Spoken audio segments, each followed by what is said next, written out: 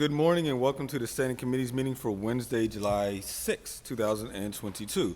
All council meetings will continue to be live streamed on the city's website. Our first order of business is roll call. Would the clerk please take the roll? Mr. Coghill, Ms. Burrows, Here. Mr. Kraus, Mr. O'Connor, Mrs. Smith, Here. Ms. Strasburger, Here. Mr. Wilson, Here. Mr. Lavelle Chair, Here. 6 members present. Thank you. Our next order of business is public comment. I would like to remind all speakers of the rules of council state that comments are limited to matters of concern, official action, or deliberation which are or may be before city council, and profanity will not be permitted. Once you are called, please restate your name and neighborhood for the record. Our first registered speaker is Dr. Ronald Lynn Miller.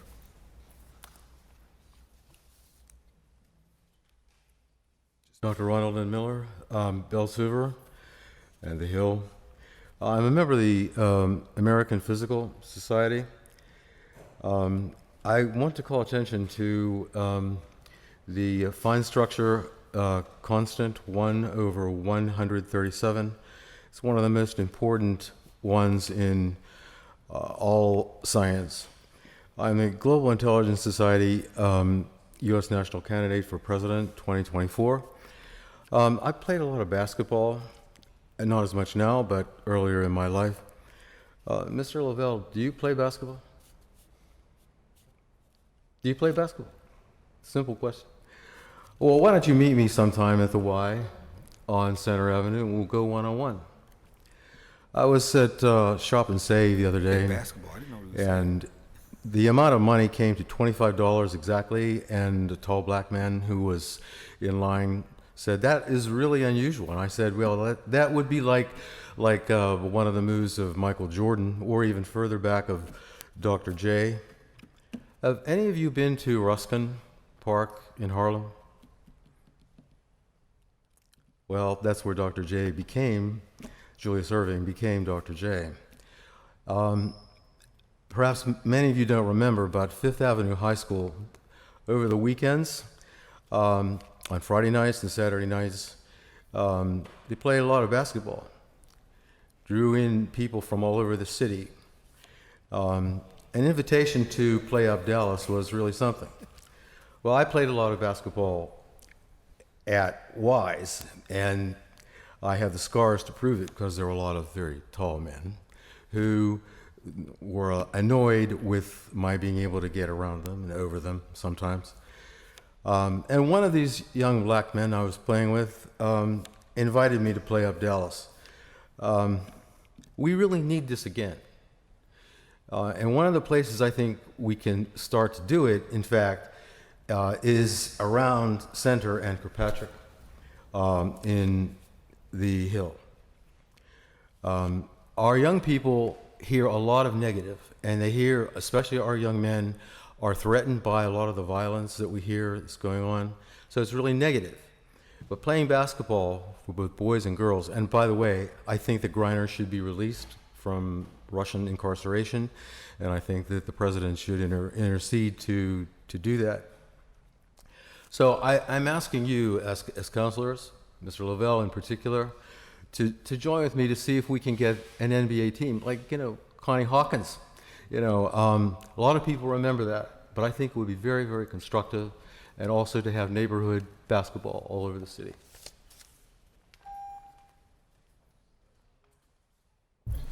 Our next registered speaker is Naomi Mullen. Good morning.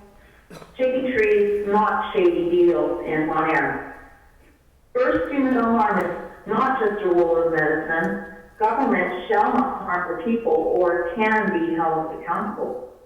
Blockbusting and infliction of emotional distress have harmed the Bon Air neighborhood. Those who oppose property owners of Bon Air do so at their own peril. We also say no reapportionment. We want to prevent deterioration. It would not help us, it would harm us to be reapportioned. On June 20th, 2022, the detriment of Bon Air School building worsened into being a disruptive and nuisance property.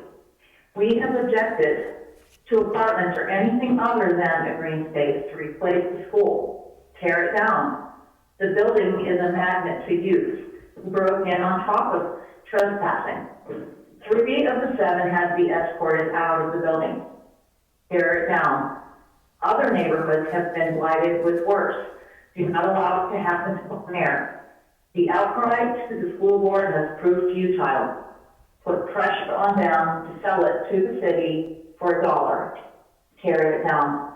The Pennsylvania state constitution says that government was created for the peace, safety, and happiness of we, the people.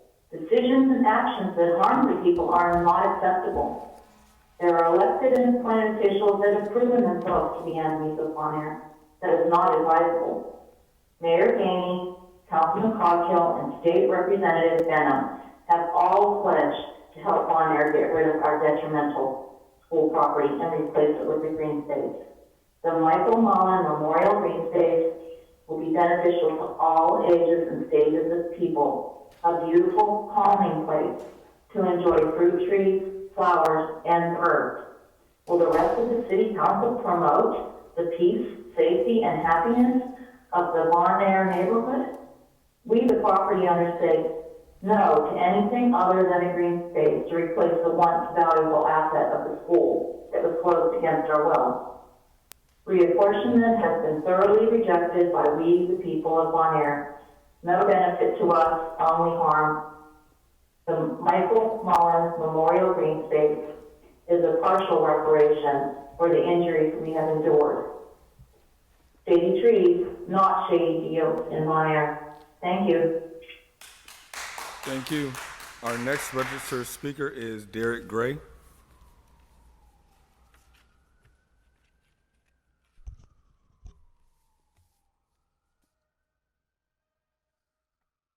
You're currently on mute, Mr. Gray.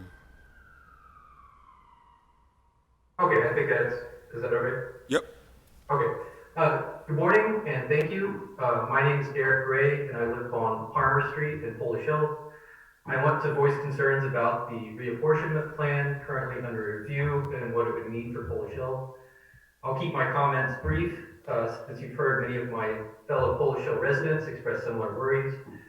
The proposed change is not a small one for Polish Hill, which would move from District 7 to District 1, joining communities north of the Allegheny. As others have pointed out in previous meetings, I think Polish Hill shares a number of interests and concerns with other communities currently within District 7 and would have a better chance of furthering these interests and tackling these problems by remaining in the same district and continuing to work with these other communities. Second, I worry that even with all the bridges in Pittsburgh, when you have a significant physical barrier within a district, as the Allegheny River would be within the new District 1, this is going to stifle political cooperation and lead to a loss of political power and will. Thank you for your time. Thank you. That exhausts our list of registered speakers. If there are anyone in chambers wishing to speak, please come forward. You will also provide your name and neighborhood for the record. You will also be given 3 minutes to speak.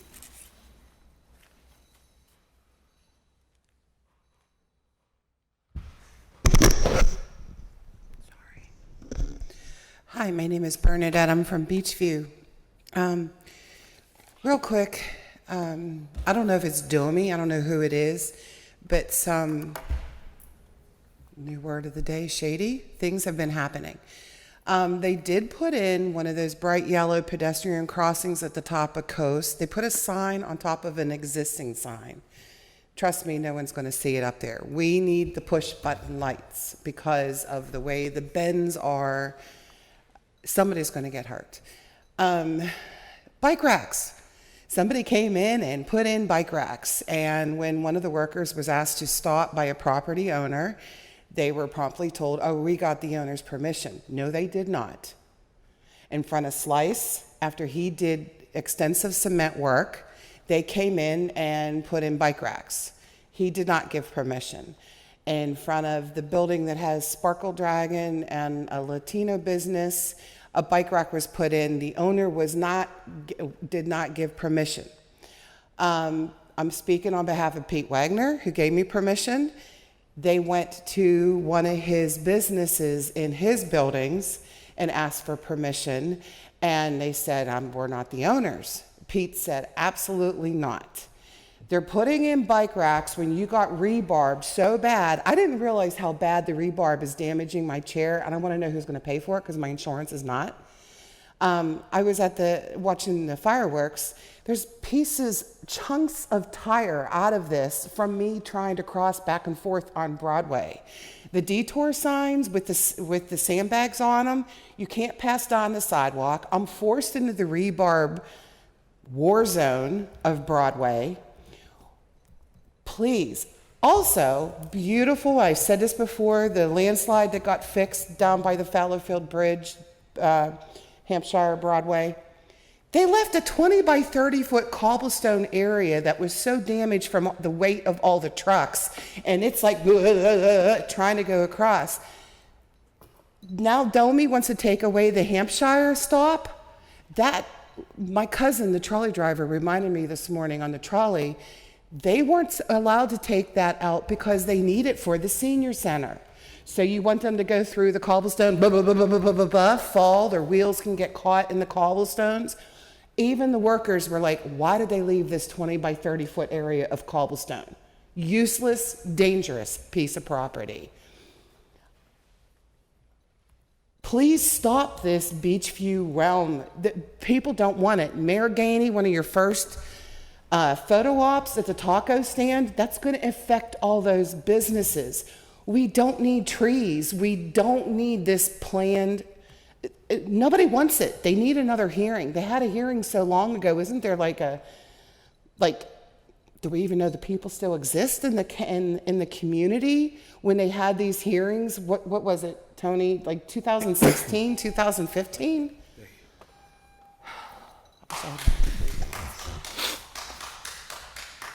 Thank you. Next speaker, please.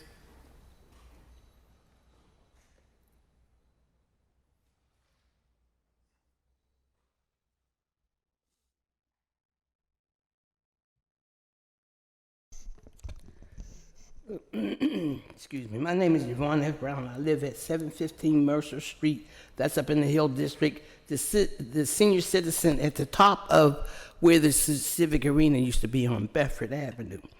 And I was going over some of my papers and signs that I make because I believe you can see it, you remember it, you hear it, you forget it.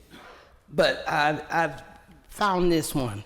And this is from July of 2017, where I said, Dr. Ronald Miller, the Center for Global Studies. My husband, Harold Brown, had stated before that what Ron is saying is making sense. We would be able to track the votes, the paper ballots. Now, this is what Dr. Miller was talking about. And I said, finally, the League of Women Voters also realized that we need more transparency and regular periodic reviews of the voting rolls, and the new machines are needed before the next president to be elected. Now, that's before we got Trump. Citizens, I protest. We pay thousands of dollars for the Penguins, for that land, which I believed it was our land, but they gave it to the Penguins.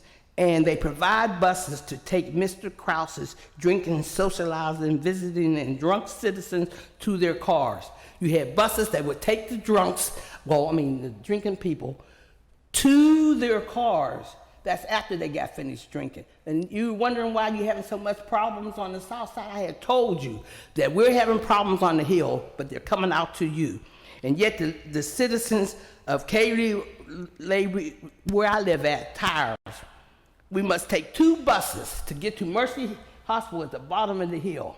And the reason why I'm saying that, if you can take and get buses for drunks to send them out in your neighborhood to kill people out there drunk, how come we can't get buses to go to the hospital? I don't understand that. And I still got a couple more minutes. I do want to say that I am very disappointed in this council, and I think that we need to get rid of the table. You lawyer Tell them we need to get rid of the table and they need to be straight across because they talk back and forth to each other. They don't have to look at us. So they can talk and talk and talk and we can say stop and I get hollered at by Mr. Burgess, don't talk to her that way. Why is she talking when I'm talking? I talk about Mr. Gross and Mr. Cargill, both of them. I have no respect for them because they don't listen to us. And you as a lawyer, you're supposed to help us, even though you're trying to help them and tell them to say, that the menu will be amended. That means they can change it anytime they want. No, you got protocol. They're supposed to go by protocol. Miss Smith, you know that too. I don't like it when you change it spontaneous. They just change it when they want. How is that? This is supposed to be a city business. Thank you. Next speaker, please. Are there any other speakers with us today? If not, that moves us on to our standing committee's agenda. Our first committee of the day is Finance and Law, which is chaired by myself. We have one deferred paper, Bill 452. Bill 452, resolution authorizing the issuing of a warrant in favor of Lynette Letterman in the amount of $4,000 plus non-economic relief in the form of expanding the scope of the city's no discrimination, no harassment protections to include employees on the staff of the city council members and to attempt to extend the jurisdiction of the PGH-CHR to all elected officials, including but not limited to members of city council, in full and final settlement of litigation filed at CHR and EEOC. Need a motion.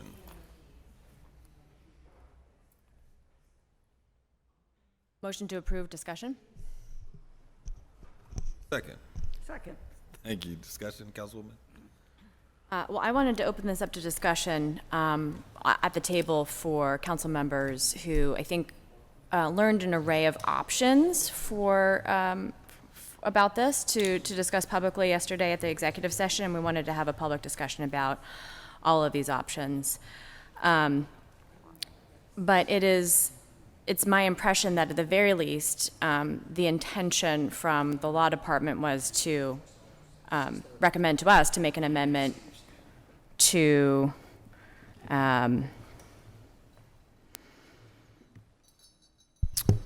let's see here, to consider extending the jurisdiction of PHCAR and adding that as at minimum a voice amendment to that. But we also discussed many different options yesterday, so or heard from the law department, many different options that we have as council. So I wanted to just open up the discussion to council here. Thank you. Councilwoman Gross. Thank you, Mr. Chair. So I am supportive of council approving the warrant, but unfortunately this text came over with a combined kind of language that I don't believe belongs in a single resolution.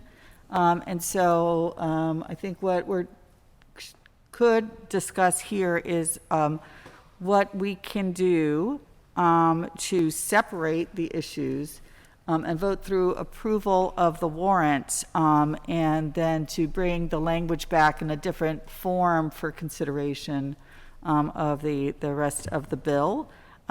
Typically, council bills are very single, right? And those are our rules, and that's how we do business, is that you have single pieces of legislation about single issues and you don't combine them all the way some other bodies of government do. So I'm open to discussion. I think one of the ways to do is to bring these both back as separate bills, as new papers sometime in the future. Another way to do it would be to simply strike out the secondary issues and only leave the dollar amounts to pay the warrant. And so I'm kind of open to members' thoughts. Thank you, Mr. Chair. President? Yeah, I just want to thank Councilwoman Gross and Councilwoman Strasburger for getting that all straight, because we had a long discussion yesterday. So thank you both for making the recommendations. So I think we should do what you said, strike everything outside of paying the warrant. But I can't have my glasses on. Can somebody read it? My apologies. Any further discussion? If not, I agree with Councilwoman Gross and Council President that we should pay the warrant. I think the consideration of extending the Human Relations Commission is worth a discussion, but I think that's needs to be a separate conversation that this council takes up. Excuse me, sorry. With that, I think it would be worthy, I can't offer it, but someone to offer an amendment that strikes everything after 4,000. So moved. Sorry. Second. All those in favor say aye. Aye. Any opposed? The bill has been amended. I'm sorry. No, I just have to. Okay. So we now, just for the public's edification, we now have a bill before us that reads, resolution authorizing the issue of a warrant in favor of Lynette R. Letterman in the amount of $4,000 and no cents. Period. All those in favor say aye. Aye. Any opposed? One abstention. Affirmative recommendation. Thank you. That takes us to our new papers, you all. beginning with Bill 503.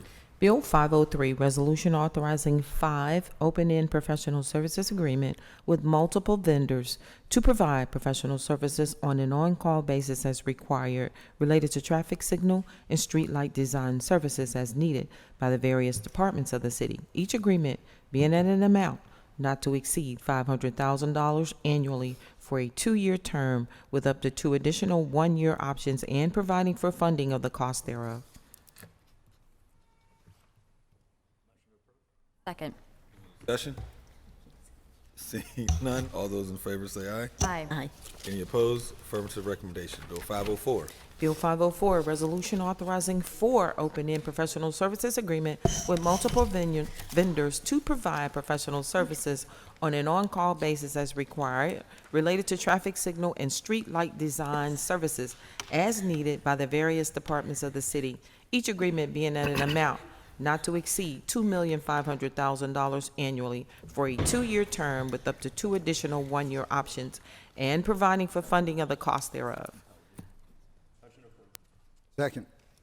Any discussion? Seeing none, all those in favor say aye. Aye. Any opposed? Affirmative recommendation.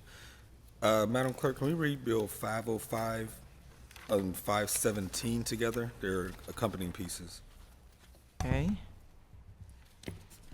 Bill 505, resolution further amending resolution number 797 of 2017 entitled Resolution Adopting and Approving the 2018 Capital Budget and the 2018 CDBG Program and the 2018 through 2023 Capital Improvement Program by removing unencumbered funds from projects pending closure pursuant to Chapter 218 of the City Code. Bill 517, resolution further amending resolution number 858 entitled Resolution Adopting and Approving the 2015 Capital Budget and the 2015 CDBG Program and approving the 2015 through 2020 Capital Improvement Program by removing unencumbered funds from projects pending closure pursuant to Chapter 218 of the City Code. Discussion? Seeing none, all those in favor say aye. Aye. Any opposition? And seeing none, affirmative recommendation. Bill 506. Bill 506, resolution further amending resolution number 886 entitled Resolution Adopting and Approving the 2022 Capital Budget and the 2022 CDBG Program and the 2022 through 2027 Capital Improvement Program by reappropriating and reallocating funds closed due to the requirements of Chapter 218 of the City Code. Second. Any discussion?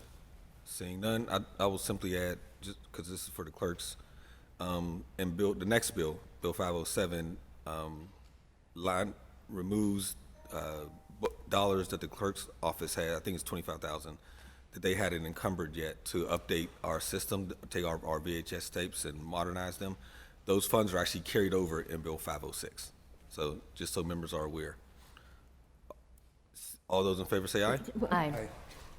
Any opposed? Sorry. No, no, I'm for it, but I just want to ask why we're paying for that and not IMP, that's all.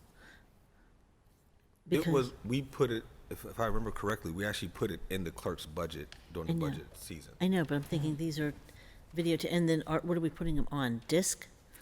We're digitizing them to make available to the public, so they will go into our storage unit under the Department of Records Management. I'm wondering how they're being stored, how they're being transferred, where they're being transferred to, that's all. so the VHS tapes that we Yeah. currently have for years of Right. records. Yeah, no, I know that. So we're digitizing them and making them available online. Okay, So okay. the Department of Records Management Yeah, will and take who's doing those an tapes. amazing job. Yeah, we got to take it on because it's just been sitting there for years and years and years and years. IMP just, I don't know why it's their tapes. So, but I'm not sure. We've their had that tapes. discussion. Okay. It's their tapes, but I wonder it's if we going could to just at cost least us. maybe collaborate it in the future. or That would something. be great because it's about $1 million projects. The number of Yeah. tapes that we have that need digitizing, Okay. and this is just a small amount just to get the process started. But, We yeah, will talk to the administration and the director. that would be good. Okay, I'm sorry. Okay. Thank you. Just so we are all clear, so when we say tapes, we're talking about our legislative record. Yes. Okay, so again, we don't have a stenographer in here. And these tapes are the actual record Absolutely. of the city of Pittsburgh's business. Absolutely. Right? And so I just wanted to emphasize that in case people were thinking we were just talking about like just No. random old videos. But this No, is no. literally the reason that the city clerk's office exists is to make sure we have records. And we have records back, how many, 250 years or more now? Like 1806 to the 2000s available. So, now. right, so the legislative records of our city council from 1806, and so these are some of them that are disintegrating on magnetic tapes Yep. that need to be digitized because we are required, we want to keep them in the permanent record. So, just for clarification, because that does seem like a hefty price tag for a project, and it's not frivolous.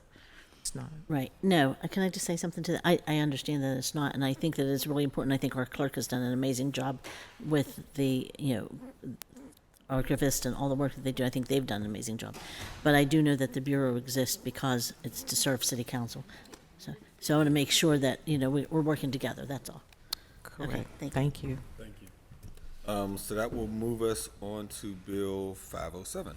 Bill 507, resolution further amending resolution number 796, entitled Resolution Adopting and Approving the 2014 Capital Budget, the 2014 CDBG Program, and approving the 2014 through 2019 Capital Improvement Program by removing unencumbered funds from projects pending closure pursuant to Chapter 218 of the City Code.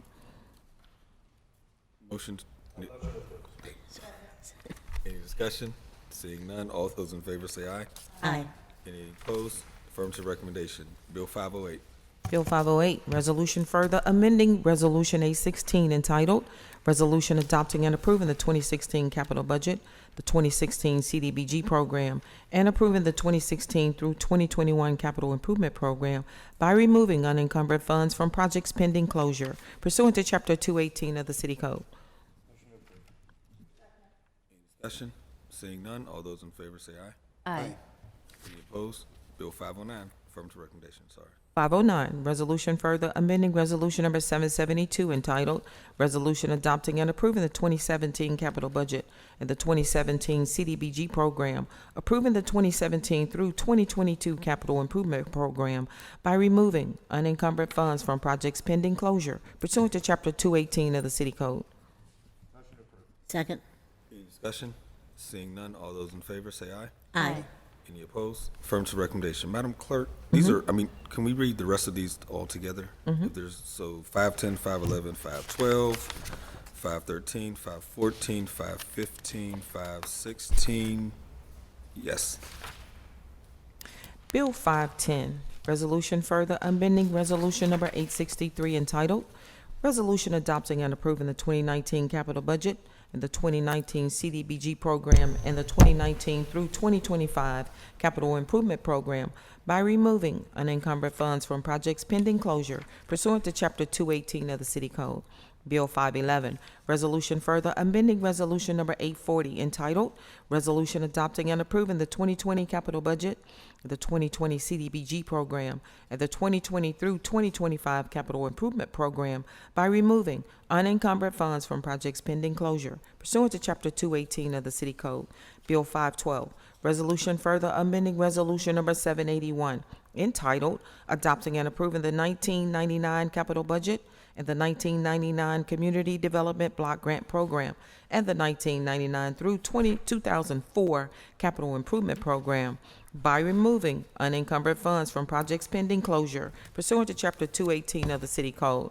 Bill 513, Resolution further amending Resolution Number 675 entitled Adopting and Approving the 2009 Capital Budget and Approving the 2009 through 2013 Capital Improvement Program by removing unencumbered funds from projects pending closure pursuant to Chapter 218 of the City Code.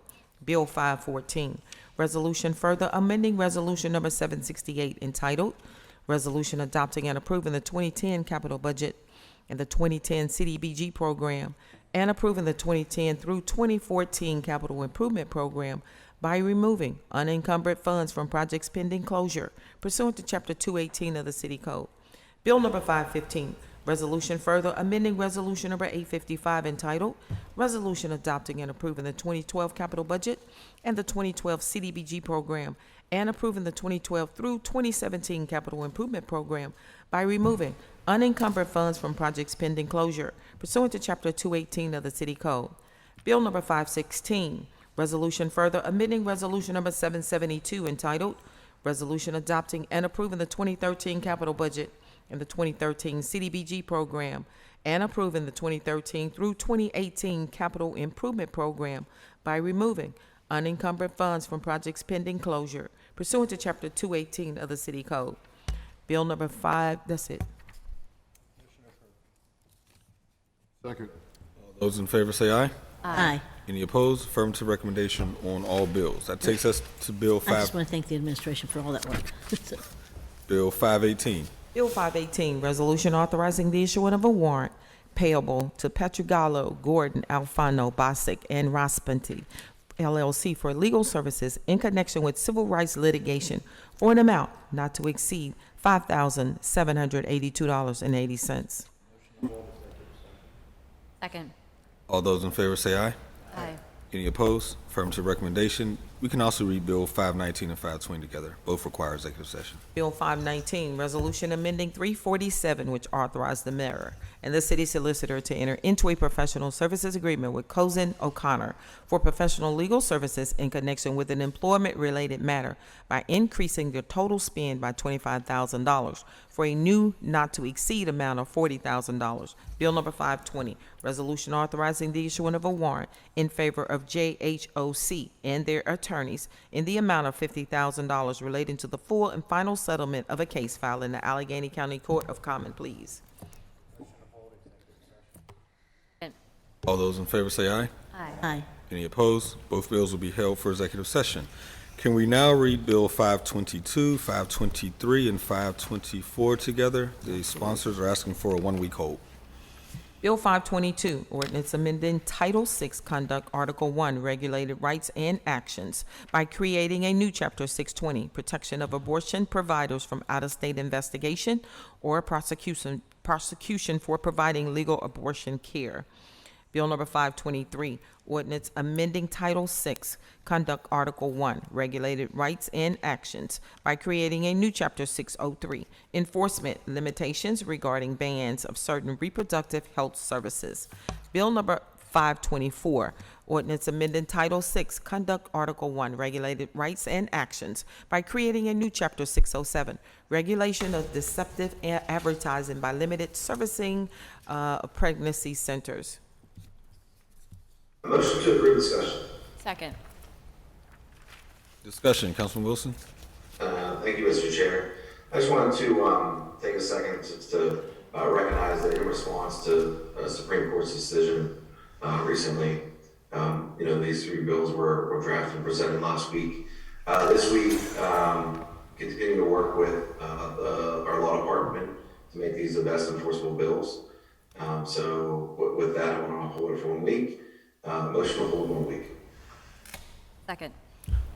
Discussion, Councilman I'm going to vote. Burgess. Of course, I'm going to vote yes on the hold. I just wanted to remind us that when the Supreme Court starts talking about state rights, we actually know what that means. The Supreme Court of this country has an ugly history of using the literal interpretation of Constitution as a smokescreen to rob African Americans of their rights.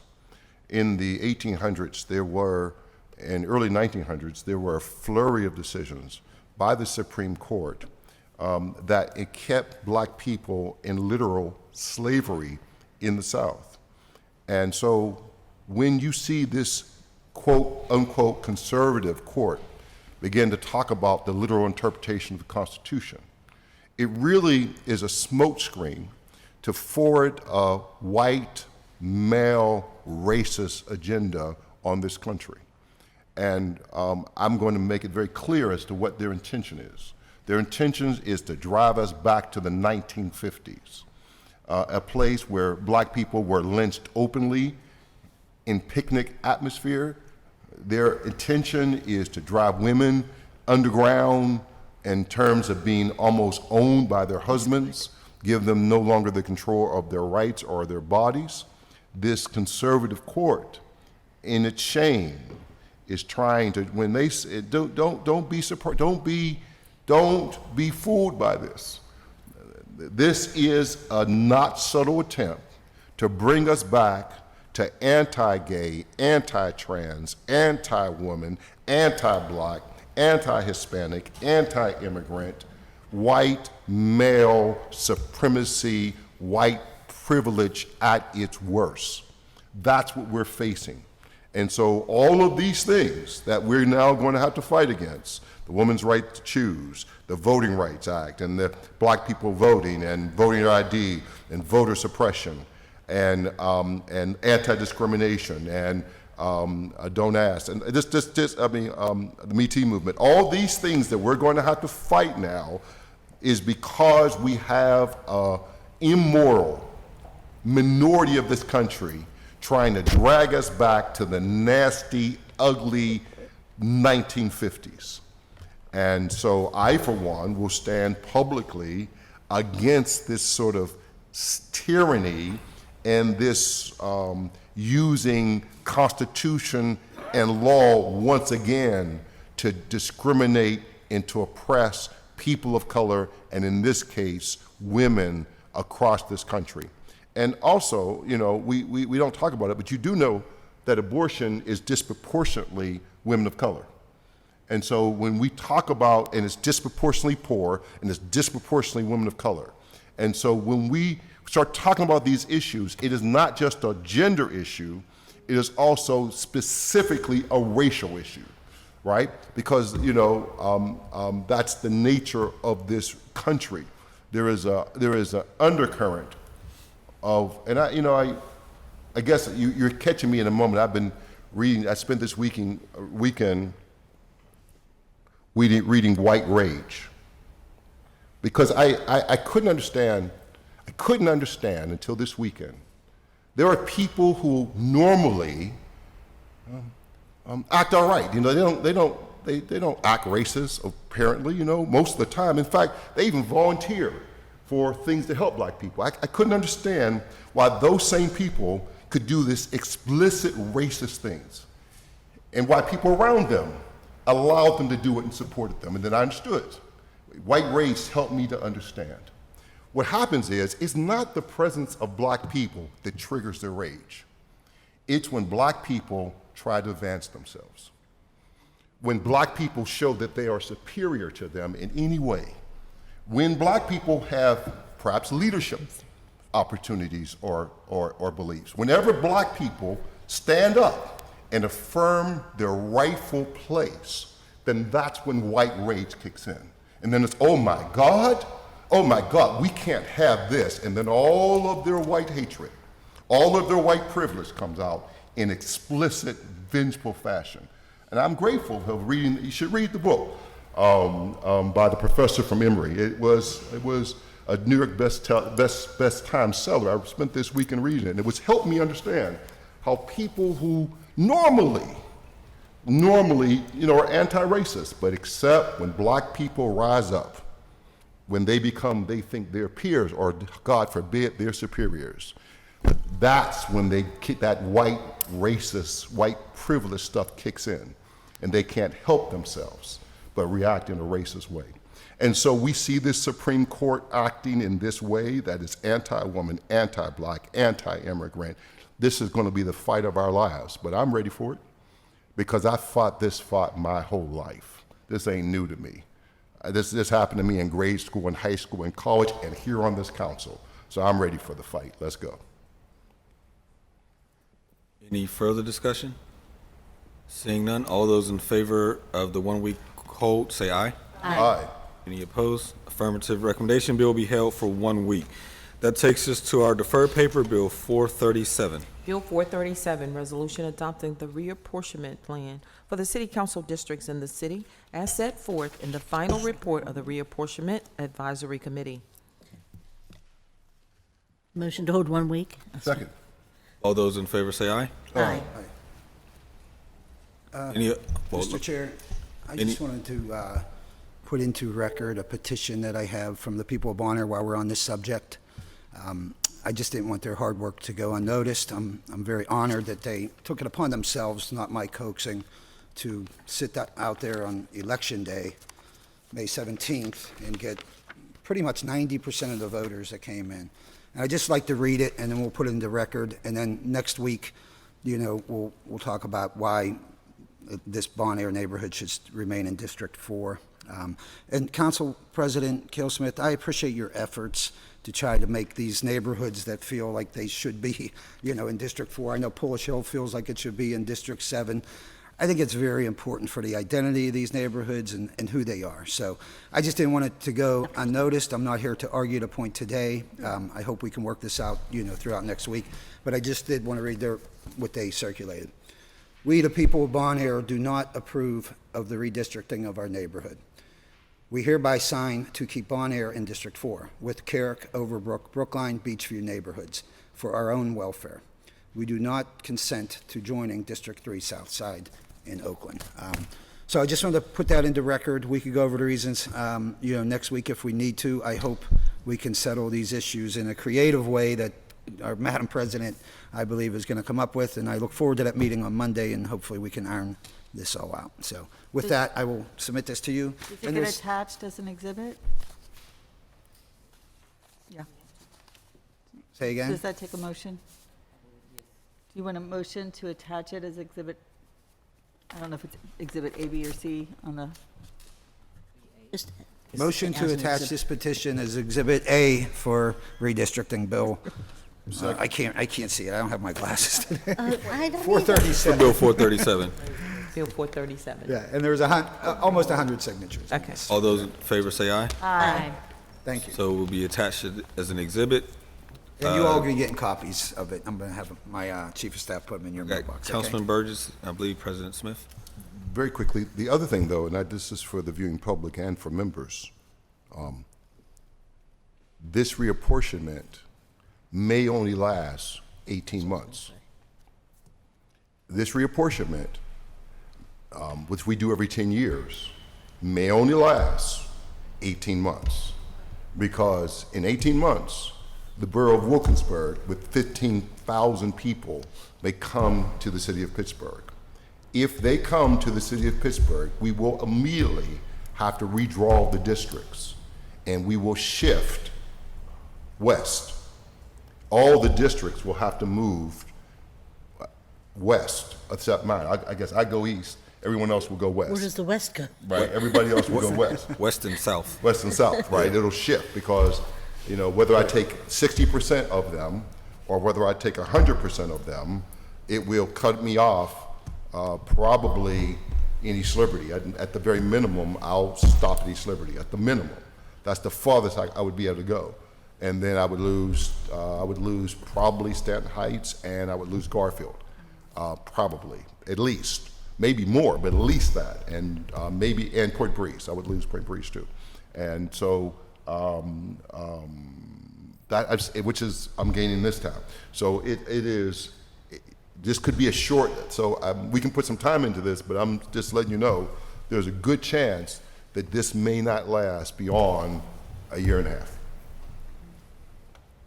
Thank you. President Smith? Well, actually, I was going to just say what he said, but not as eloquently, of course. But I just want to say that the thing with Wilkinsburg might change where this redistricting ends up, down the road. But I also wanted to say that for the public's knowledge, that we have a meeting scheduled on Monday to address some of the concerns we heard here, some of the concerns that members brought to us, and we think that we'll be able to address everyone's concerns and issues. And so we'll know more Monday about what happens with redistricting. So, and thank you for your help with it. Thank you to Sean Carter for his help. All the council members and their appointees have been really helpful through this whole process, which has been grueling in my opinion, but with all of you, you made it a lot easier, so thank you. No, I just wanted to add, I believe we're almost there. I really do. I think we're really close. We have to iron out some things on Monday and make sure that technicalities are that we can proceed with, each district. For me, I'm waist deep in a fight over the Bon Air School that I'm committed to. This neighborhood wants a green space. Many people have told me it won't happen, it can't happen, and I'm just going to say, watch me. So it's very possible. And Naomi, who calls in here on every Tuesday and Wednesday, her husband Mike and I were very good friends.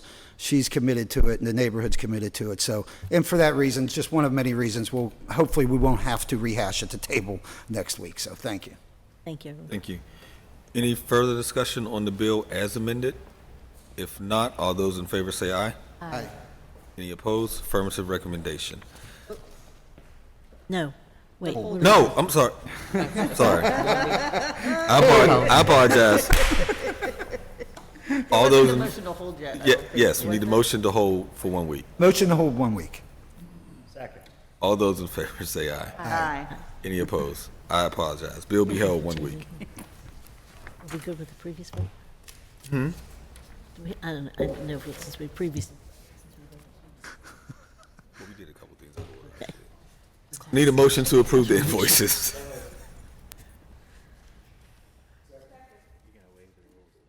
Any discussion? Seeing none, all those in favor say aye. Aye. Any opposed? Invoices are approved. Need a motion to approve the P cards. Second. Any discussion? Seeing none, all those in favor say aye. Aye. Any opposed? P cards are approved. That takes us to Public Safety Services Committee, chaired by Councilman O'Connor. One deferred paper, Bill 32. Bill 32, ordinance amending and supplementing the Pittsburgh Code of Ordinances, Title I, Administrative Article 3, Organization, Chapter 116, Department of Public Safety, by adding a new section, 11617, Regulation of Pedestrian Stops by the officers of the Bureau of Police. Motion hold 6 weeks. Second. Brief Discussion? brief comment. Yesterday, we had a meeting with representatives from Councilman Krause's office, with Councilman Coghill, with the Chief of Police, with the commander over the data, with many of the activists, Dr. Harris, Dr. Banks, Randy Fisher, Tim Stevens, just a flurry of them. And actually, I think got through 75% of the letters on an agreement. And so the police are actually in the midst of changing their data, they're both their data collection and the software to provide the report. So we're working collaboratively with them, all of us, to put the bill in even a stronger place that everyone agrees with. So I thank everyone for their partnership, and we think that after recess we can come back and finish this and bring it back and pass a stronger bill that has wider community support. Councilman Coghill. Yes. In speaking in reference to the meeting yesterday, first of all, it's no secret I had stated before, and I still believe that this city council should not be making laws for law enforcement. It should come from the mayor's office, I believe, and whatever his prerogative is, and whatever he feels is right for this city in his vision. So moving forward, though, so I don't know how I'll react to future laws coming from this council on law enforcement. I especially don't like adopting laws from cities who have failed states of law enforcement. However, I will say this, Mr. Burgess, thank you so much, for talking this out with me, bringing the activists in, hearing their opinions on things. Most importantly, you had law enforcement there yesterday, so you got me to a comfort level I didn't think I would be at with this. So, I do appreciate, you checking all those boxes, and I do think it was very productive, and I think we're going to come up with something good from it. So, thank you. Further discussion on the whole? Council President? Yeah, I just want to say thanks for bringing everyone together. I like that you did that, but I'm eager to hear what's coming from it all. But I also hope that when you have meetings that we also include officers on the street who are actually doing the work. And I think we cannot forget what's happening on our streets every single day.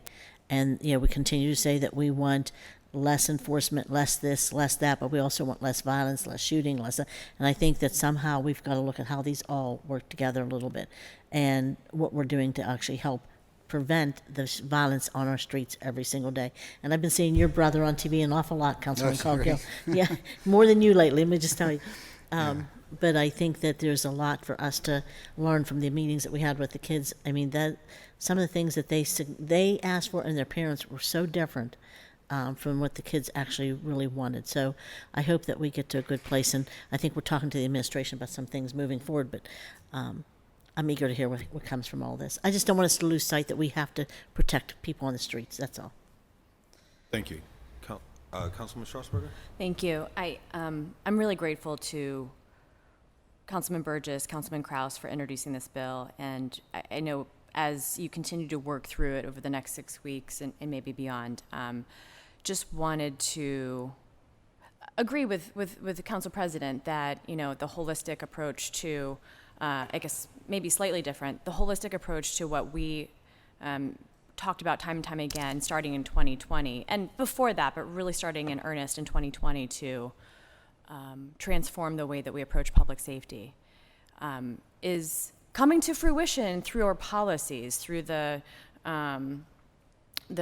legislation, the legislation that would do much something similar to this bill, but for drivers that we passed, and now for pedestrians and those walking. But I would also like to, in concert with the mayor's office and along with our public safety department, really took a close look at the policies that were recommended in the task force report, and get an update on what has been done and what the progress has been since then, and actually continue to dig into, even after these bills pass, what is the result? What do the numbers look like? What is the data showing us? Is it doing enough? Do we need more? Because these bills are a great start. There's actually much more that we did pass in 2020, 2021 than just the two bills. But are they effective? Are they reducing the number of? Are they increasing public safety evenly and equitably for all residents of the city of Pittsburgh? That's kind of what I want to get to.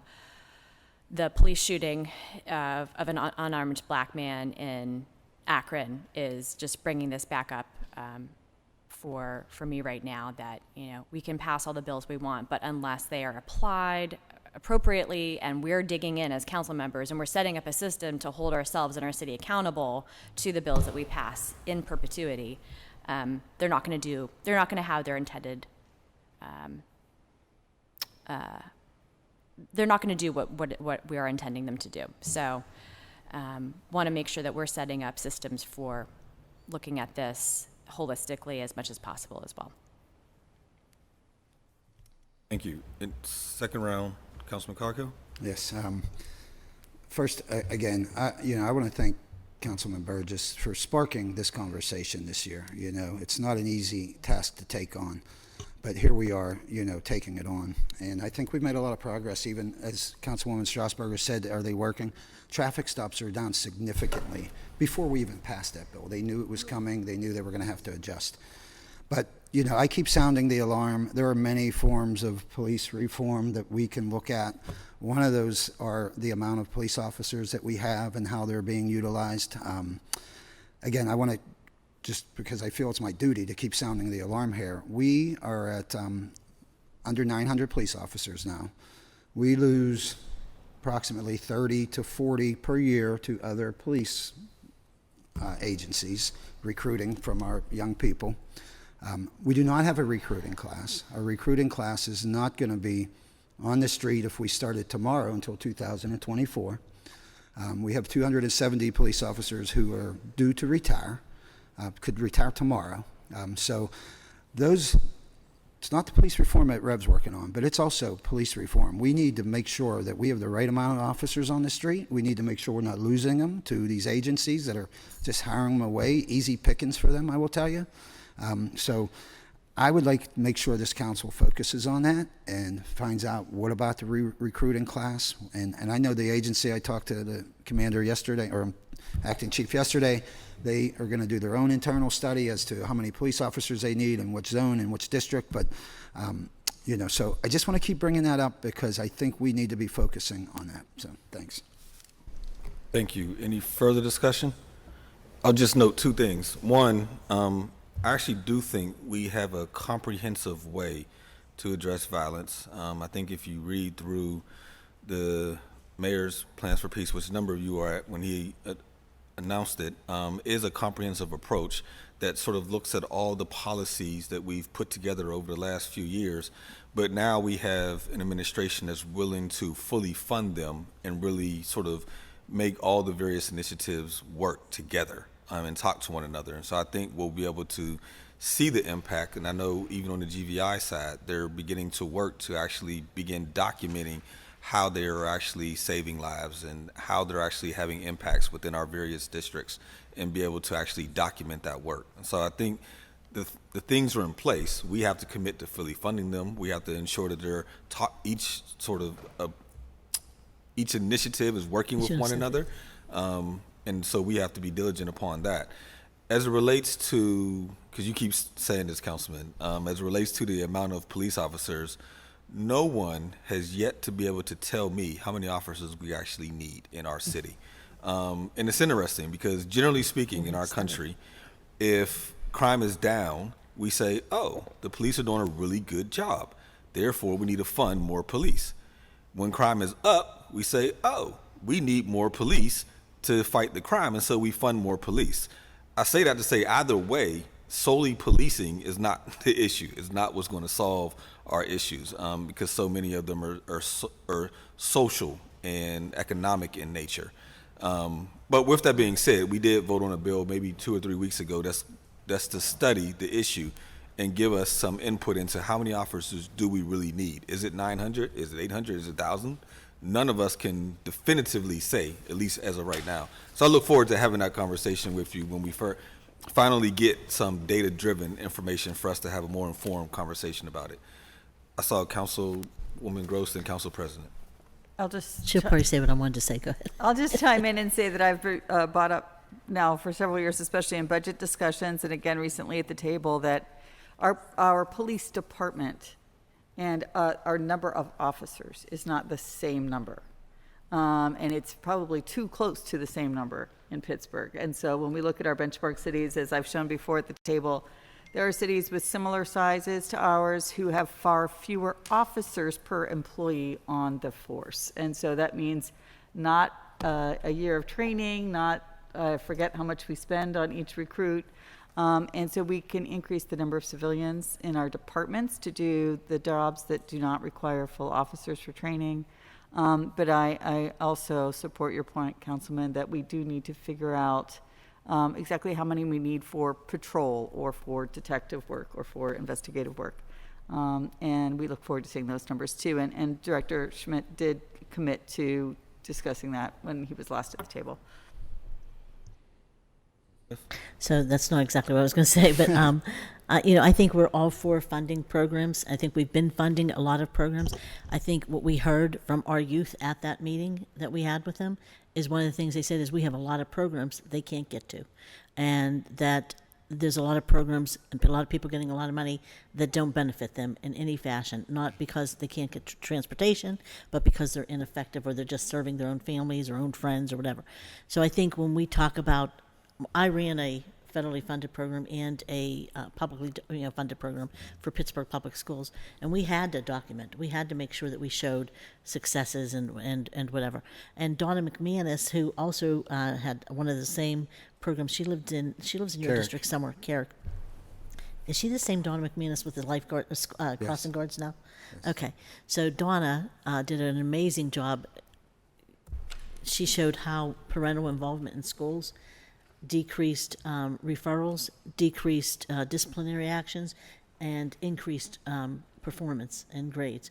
So if she can document that by having parents come in and she kept that I think that we can expect the groups that we're funding to document something and show some successes and show the kids that we're not just giving friends money, we're actually caring about their self-interest, their interest, and that we're ready to help them and provide programs that actually will reduce violence for the kids, because a lot of it is social, and as we heard that the other day, there's a lot of pain and not a lot of help. So I just want to make sure that we're watching those dollars. I think we're on second round on the discussion for hold. Councilman Burgess. So I wasn't going to go on this road today, but we can. We could stop violence in our inner cities tomorrow. Easy. All you have to do, if you were able, is take the city like a snow globe, turn it upside down, shake it, turn it right back up.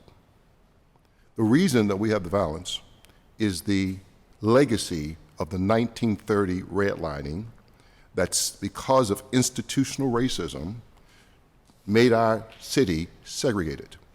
Pittsburgh is one of the most segregated cities in the United States.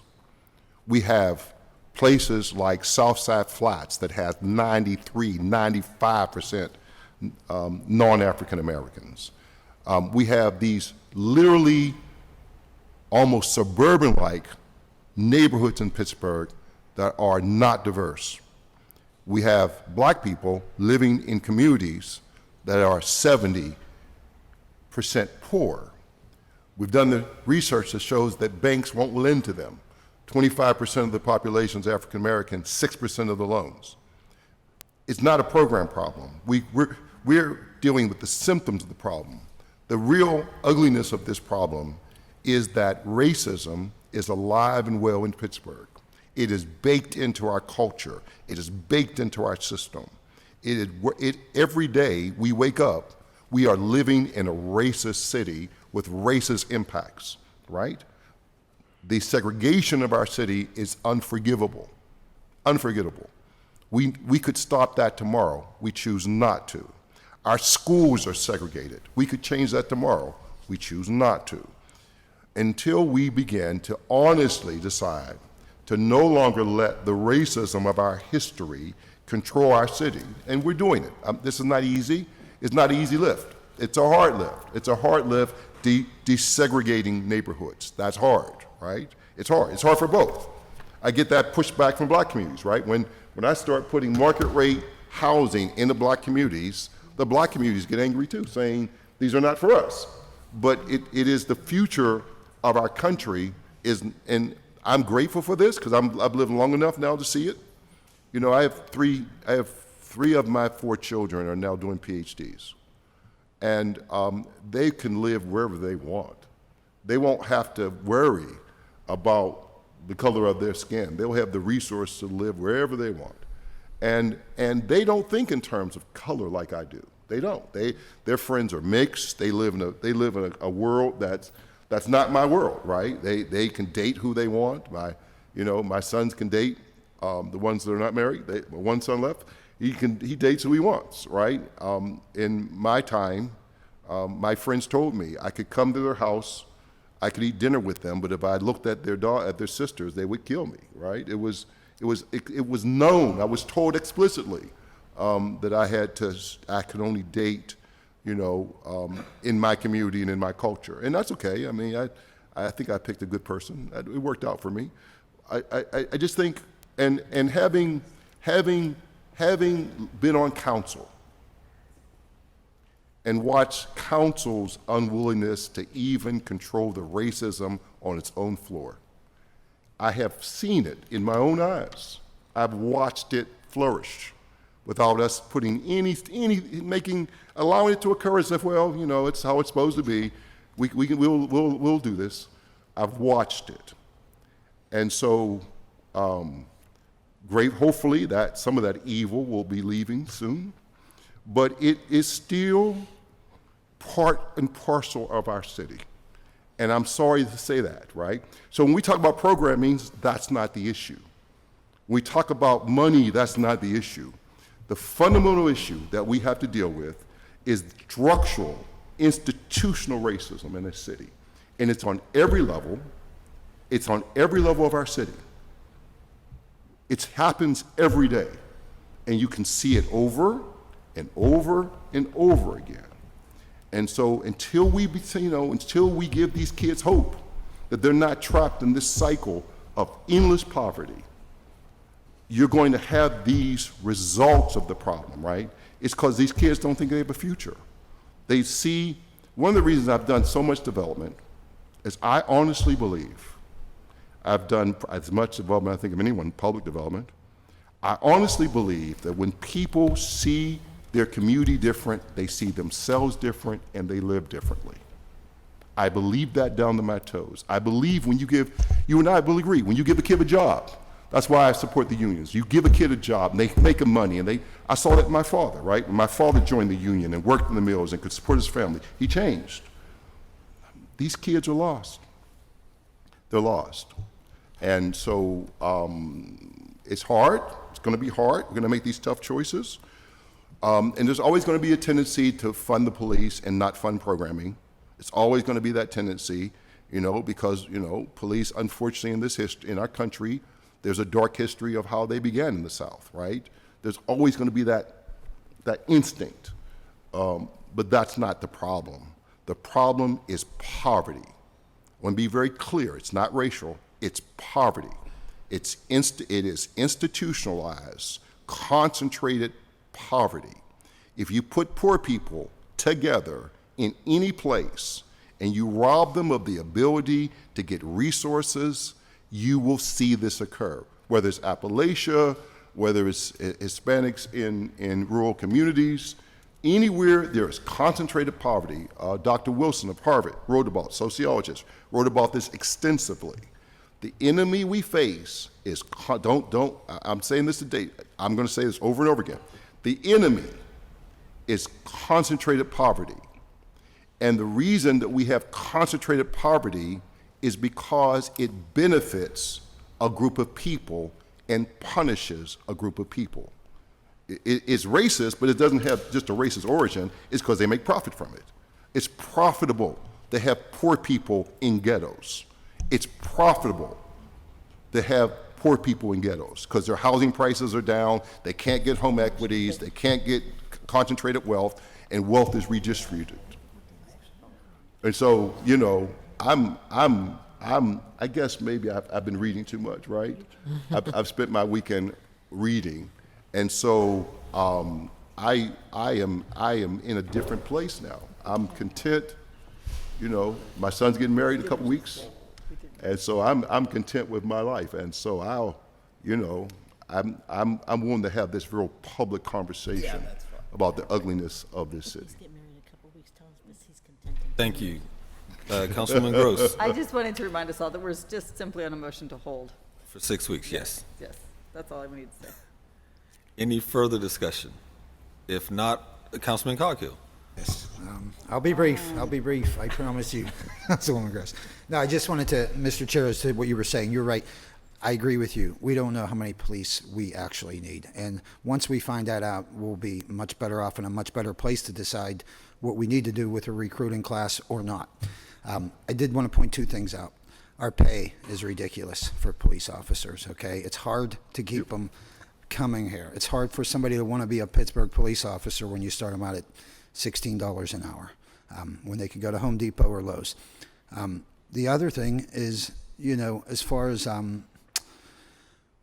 training goes, we're losing veteran officers. And until we get that number, I don't think it's right. We got to make sure we don't deplete this force to the point where if we do decide, we do need those 900 officers and we're stuck at 600, I think it's very important to address that issue. So With that, I just wanted to say one more thing as far as, us making legislation to create laws for law enforcement, which is, again, I'm uncomfortable with, is I have trust in this mayor. I have trust in Mr. Gainey to do the right thing. I think his heart's in the right spot. He ran on this issue. A lot of these things, I think, can be handled by police policy. Simply, he tells the commanders tell the sergeants, and they put it out there, and the police, if you want to stop and frisk, they stop. So I don't know if it all has to be done through legislation. I think that may create problems down the road, maybe for the next chief, whoever he or she may be, have to go by laws that we enacted that they might not agree with. So, okay, that's it. Thank you. I vote yes to hold. Thank you. So I agree with you in terms of the pay, right? We should absolutely be paying our officers at a rate that is commensurate with the job that they're doing. No disagreement there at all. And I think the staffing study that we voted on a couple weeks ago will also help address what that looks like.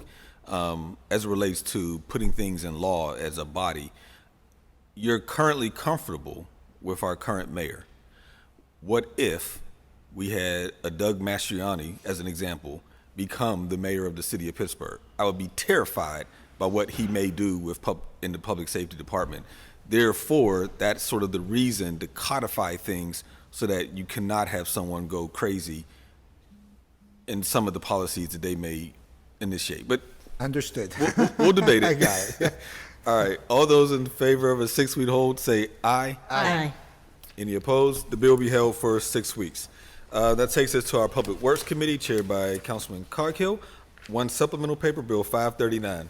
Bill 539, resolution authorizing the mayor and the director of the Department of Public Works to apply for a grant from the Redevelopment Authority of Allegheny County's Trail Development Fund for the reconstruction of a trail in Upper McKinley Park in the amount of $256,793. Motion to approve, brief discussion. Second. So I just want to say, I've taken a walk through there. It's a beautiful patch of woods. Councilwoman Gross told me there's pawpaw trees in there somewhere. I'm on the search for them. I still don't know what they look like, but I will find them. And I want to thank Councilman Kraus for, relating this and moving this along. Well worth to put the money into trail building in this beautiful piece of woods that adjoins the park. Thanks. Thank you. Any further discussion? Seeing none, all those in favor say aye. Aye. Any opposed? Affirmative recommendation. New papers, Bill 498. Bill 498, resolution further amending resolution number 797 entitled Resolution Adopting and Approving the 2018 Capital Budget and the 2018 CDBG Program and the 2018 through 2023 Capital Improvement Program by reducing Smallman Street reconstruction by $976,361.23, increasing slope failure remediation by $550,000 and increasing $426,361.23. Motion to approve, brief discussion. Second. I'll Discussion, concede Councilman? to Councilwoman Gross. Councilwoman Gross? Thank you, I appreciate it. And I'm just gonna talk about this bill for a second, but I'm also gonna ask Director Lucas, there she is. Thank you for being here today. I just wanted to give the director a chance to talk through this because the title of the bill doesn't really describe what's being done, and there is an attachment letter, but the table and the text file also doesn't say it.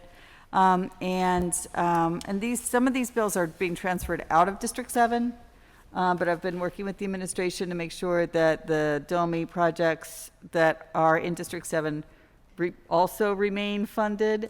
And so I just wanted to have the director here to explain what's happening with this specific bill. So Director, if you just could identify yourself for us and tell us kind of what these two pots of money are going to. Sure. Kim Lucas, Director for the City's Department of Mobility and Infrastructure. So the Smallman project is fully funded by DCED grants and the TIF, but these funding sources were not in place at the project initiation, so bond money was allocated. Project expenses are being moved from the bond money to the DCED and TIF sources, freeing up the bond money. Some Smallman bond money has been reallocated previously. This legislation will move another chunk, and more remains that could be moved later. So the local money was a placeholder while these other sources that had been identified came online. Those sources have now come online, And so we are backfilling in with those new sources so that the local money can be freed up for other emergent issues like the El Paso landslide and the work related to the Forbes Avenue Bridge project. I'm sorry, thank you, Director. That's the part that's not clear. If you could talk about the projects that you're doing with these funds. So it doesn't say Forbes Avenue in the title. So could you speak to what is the $426,000, 361, $426,361 going towards? It says it doesn't even say Forbes Avenue here. So you just, is it Forbes Avenue? Is it Fern Hollow Bridge? Yes, so the Forbes Avenue work is to fund improvements east and west of the bridge itself for work that is outside of the bridge project scope, but that is necessary because of the changes that are happening with the bridge reconstruction. Great, great. I just wanted to let members know, because again, it's not obvious from the title. So half of this pot of money basically is going to Forbes Avenue and Fern Hollow Bridge in Districts 5 and District 9. Or maybe even, I'm not sure actually where the lines go. On the other side is the District 8 as well? No, okay. Thank you. And then there's a related bill with a much smaller amount that is next that I think is pretty straightforward.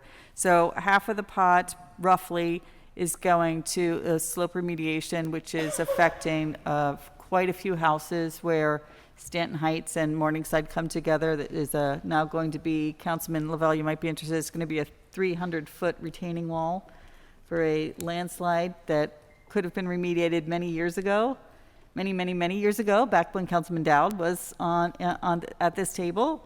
I have records from his office there, and we tried many times. So watch out in your neighborhood where your landslide is just starting and make sure that we actually do the work before it becomes a 300-foot long retaining wall that is costing us a lot of money. I have all the receipts and emails for many years if you'd like to check on them. So I'm sorry, I'm being asked where it is. So the kind of in the 1600 block or so of Morningside, where El Paso is below Kelly Field. I'm sure you're pretty close to the river edge here. So like, where Greenwood goes up from Morningside to Stanton Heights off to your left. There's a kind of, I like to call it like an embankment. I'm not sure exactly what the technical term would be, right? It's like a little bit of a bluff from some people's backyards to the next street up, and that is entirely falling off the hill. And it started small 10 years ago. And Councilman Dowd had DPW and PWSA out there to look at the sites. I had the administration out there to look at the sites. I've been tracking on a piece of paper with my own pencil marks all of the landslides, potholes, and sinkholes all surrounding it, trying to warn people. And so now we're finally fixing it.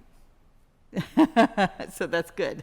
So I'm appreciative that there's work actually being done that has been, the citizens have been calling attention to for years, and they're finally being heard. So thank you, Director. I appreciate it. That's all the questions I have. I don't know if anyone else has any questions. Thank you. Any further discussion? Seeing none, all those in favor say aye. Aye. Any opposed? Affirmative recommendation. Bill 499. Bill 499, resolution further. I'm sorry. Bill 499, resolution further amending resolution number 863 entitled Resolution Adopting and Approving the 2019 Capital Budget, the 2019 CDBG Program, the 2019 through 2024 Capital Improvement Program by reducing Smallman Street reconstruction by $73,638.77 and increasing complete streets by $73,638.77. Motion to approve. Brief discussion. Second. Discussion, Councilman? I think Councilwoman Gross might have a question on this.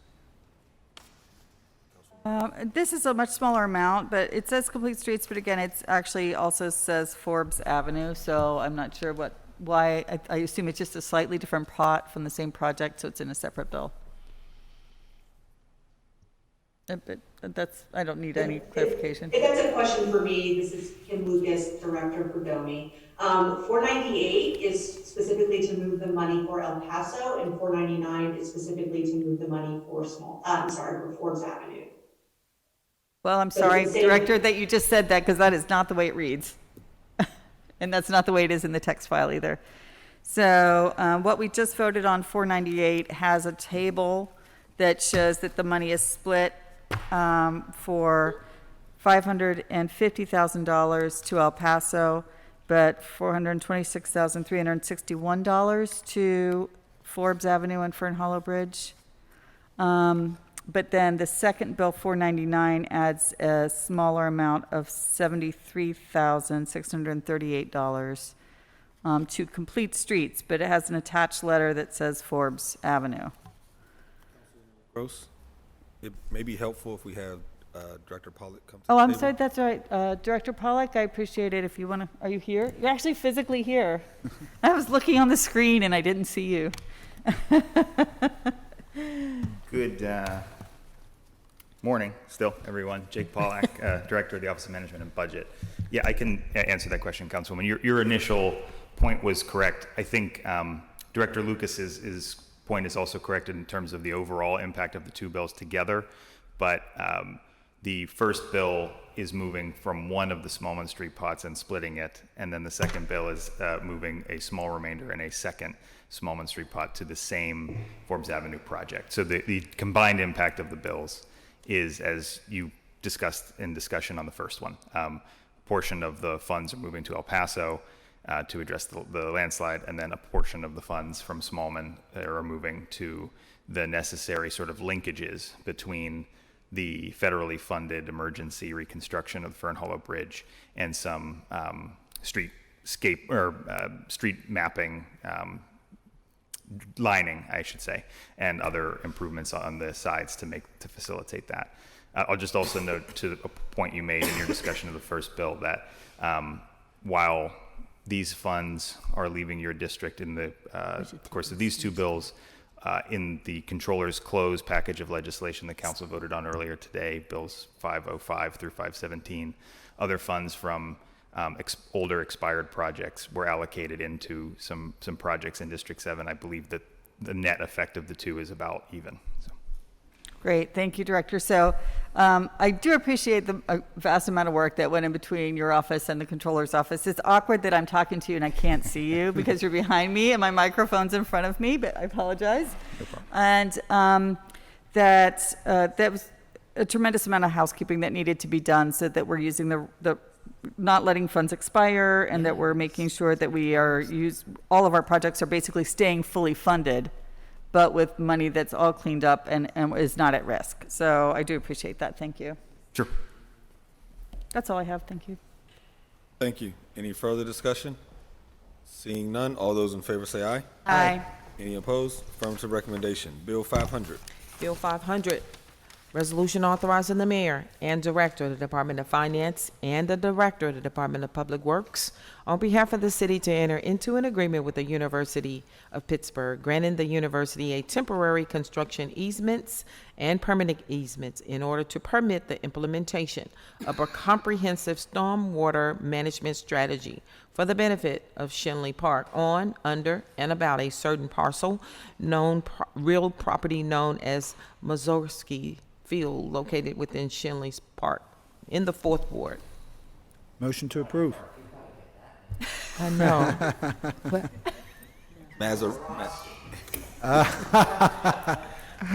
Forgive me. Mazorsky Field.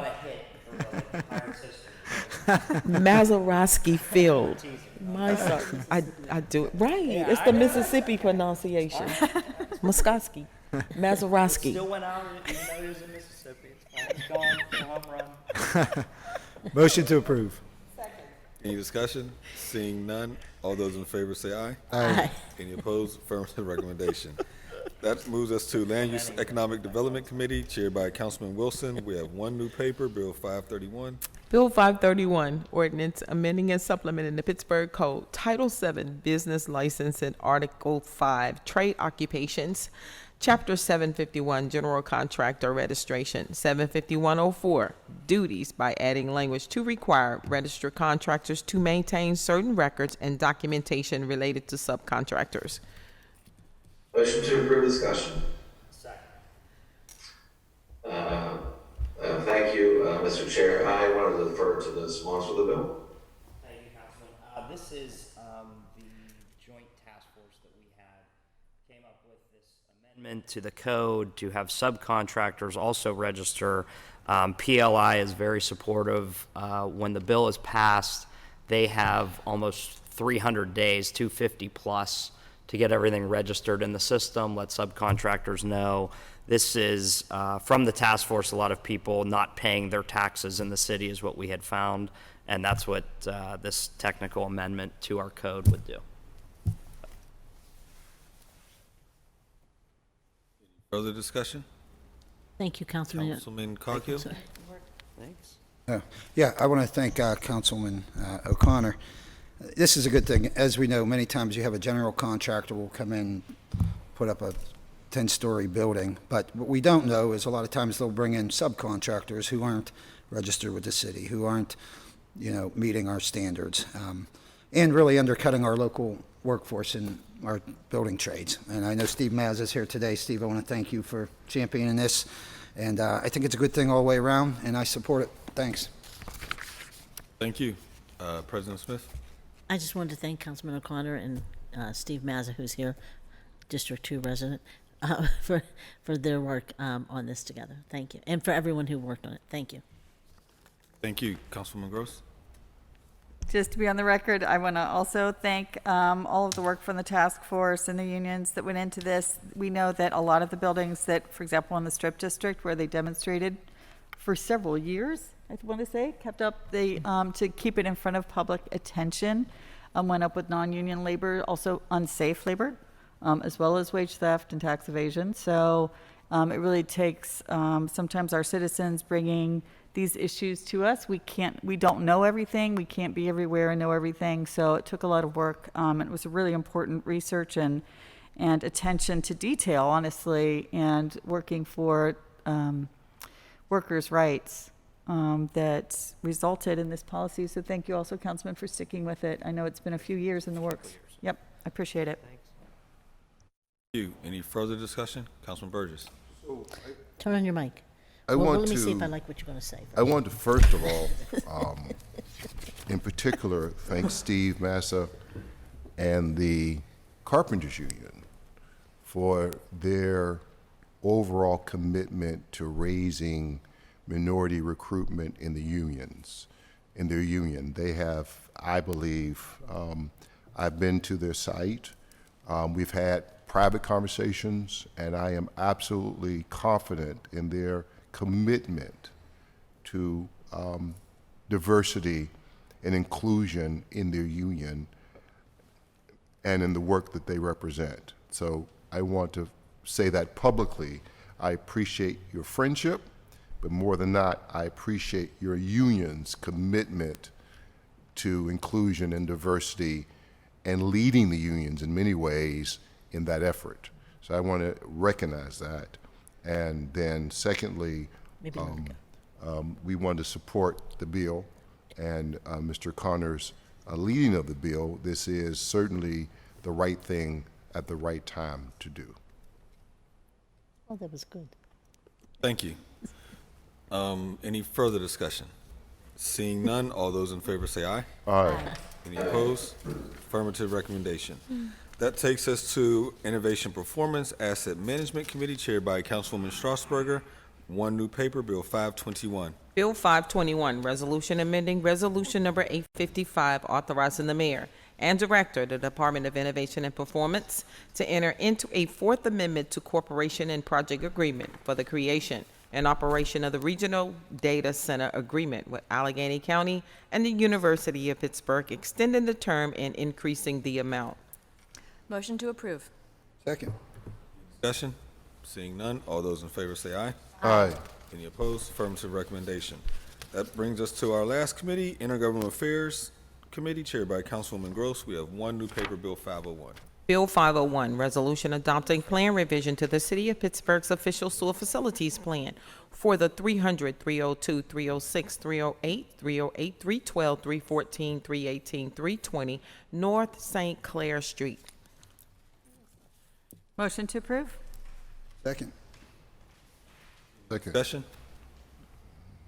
Seeing none, all those in favor say aye. Aye. Any opposed? Affirmative recommendation. That exhausts our agenda for today. We do have meeting announcements. This afternoon, council will hold a briefing with sessions at 2 p.m. and 2:30 p.m. relative to new software for PLI, and I believe that's on Zoom for everybody.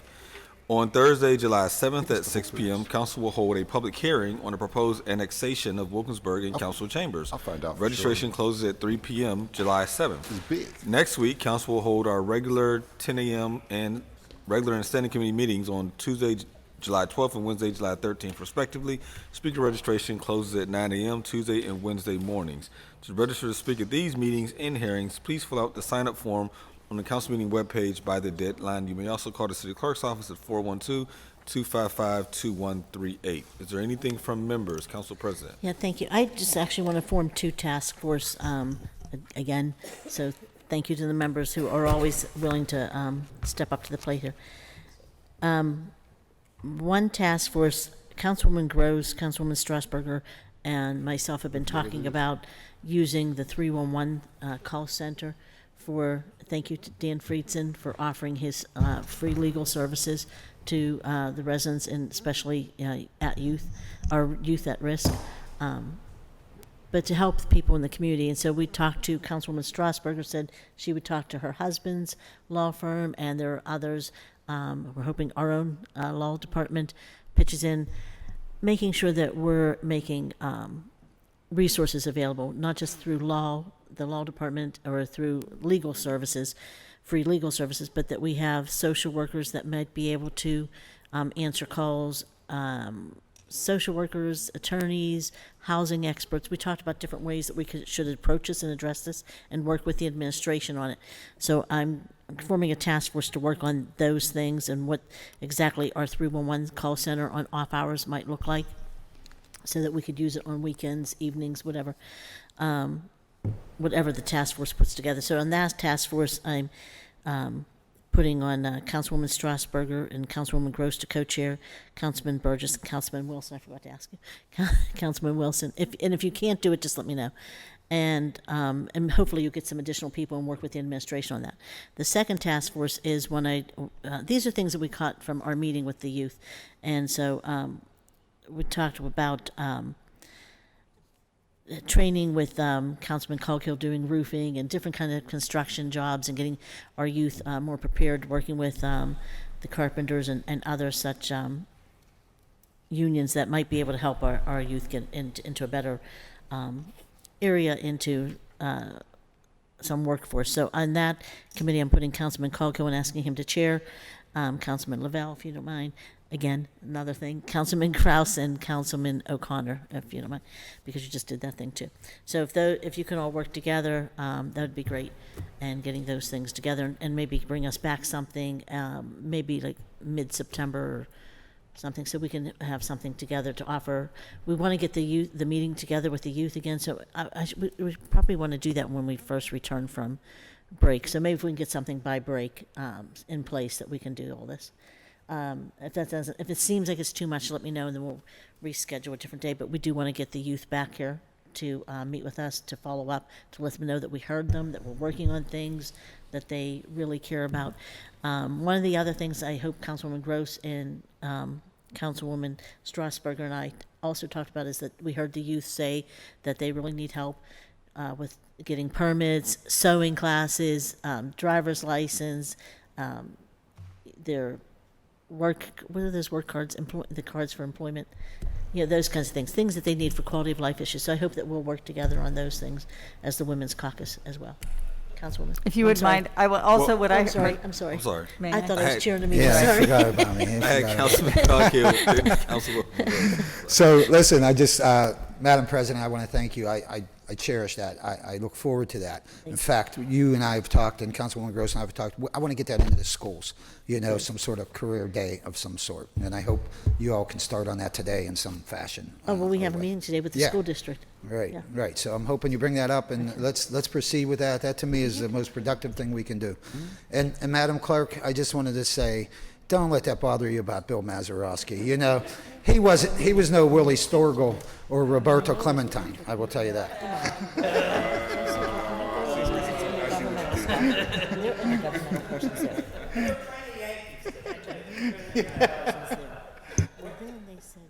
Wait, what? Sorry. Do we have the video that the clerk can watch of the home run? Is that in our records? That should be like attached to That's exhibit what their old everything. record is. Yeah, You yeah, can't right. make it out quite. Councilwoman Gross. Right. I just wanted to echo and thank Councilwoman Smith again for spearheading the dialogue with our neediest community members and for the hosting the event a few weeks ago, but also this task force. I'm really looking forward to the idea that we can be at the front door, as it were. A lot of our citizens do know how to reach city council, and we're kind of the closest body of government to them, and so we can do a better job at connecting them to the resources that they need, especially legal assistance.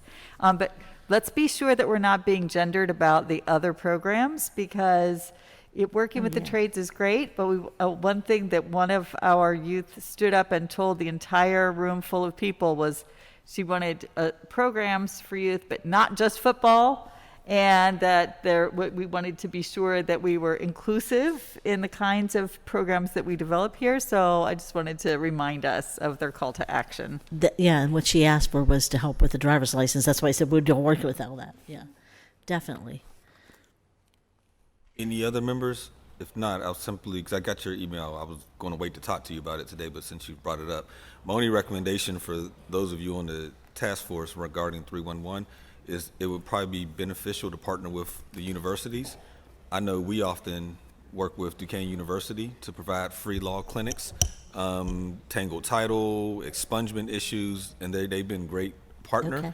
So they can often even have some of their students potentially even get credit for working those lines. So that's sort of my only recommendation. I think that's a great recommendation. We'll take it to the task force. But I also want to say that we've been working and talking with the administration, who has been remarkable in this whole part, that they seem to really want to help and do things to help our youth. So I just want to thank everyone for wanting to work together and wanting to make some differences, and thank our youth for making sure they opened their mouths and told us what they needed. If no further discussion, need a motion to excuse the absent member, approve the minutes, and adjourn the meeting. So moved. Second. We are adjourned.